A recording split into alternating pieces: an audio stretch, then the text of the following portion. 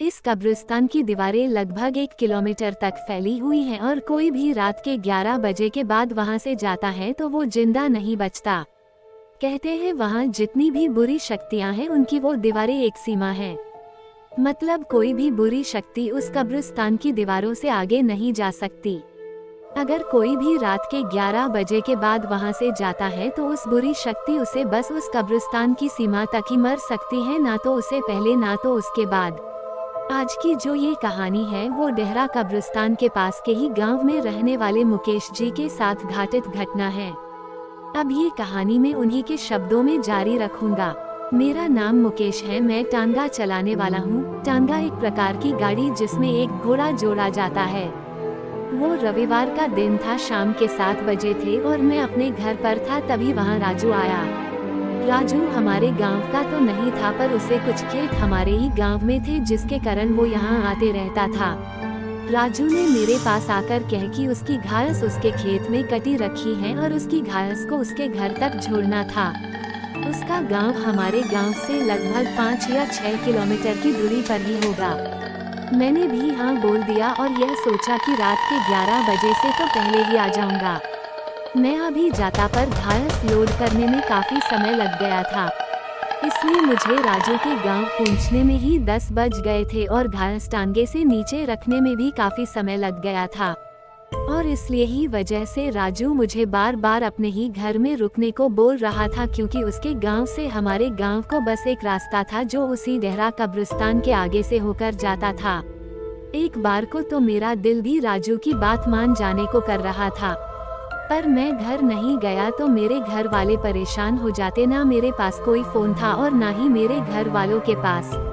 मेरे घर में मेरे 2 छोटे छोटे बच्चे, मेरी बीवी और मेरे माता पिता थे। मुझे उन सब की चिंता ने आने पर मजबूर कर दिया था और अब मैं उसी कब्रिस्तान के पास आ गया हूँ। मैंने अपनी घाटी में समय देखा, रात के 11 बज चुके थे। पहले तो मैंने लौट जाने को सोचा, फिर मैंने किसी तरह हिम्मत करी और आगे बढ़ा। मैं अभी कुछ ही आगे गया था, तभी मुझे ऐसा लगा कोई मेरे टांगे पर आकर बैठ गया हो। मैंने एकदम से पीछे मुड़ कर देखा पर वहाँ कोई नहीं था, पर मुझे अभी भी ये लग रहा था कि कोई मेरे पीछे बैठा हो। फिर जब मैं थोड़ा और आगे बढ़ा तो मेरे टांगे में जैसे वजन बढ़ गया हो। मैं जैसे जैसे आगे बढ़ रहा था टांगे में भी वजन बढ़ते जा रहा था। अब पीछे इतना वजन हो गया था कि मेरा टांगा आगे से थोड़ा थोड़ा उठने लगा था और मेरा घोड़ा भी अब लगड़ा लगड़ा कर चल रहा था। मैं अब समझ गया था कि वो इसमें आ गई है और अब शायद मैं ना बच पाऊंगा। फिर मुझे अपनी मम्मी की बात याद आई। उन्होंने मुझे बताया था कि यह भूत और आत्मा आग से थोड़ा डरते हैं। तभी मैंने अपने जेब में रखी बीड़ी निकाली और मैं बीड़ी पीने लगा।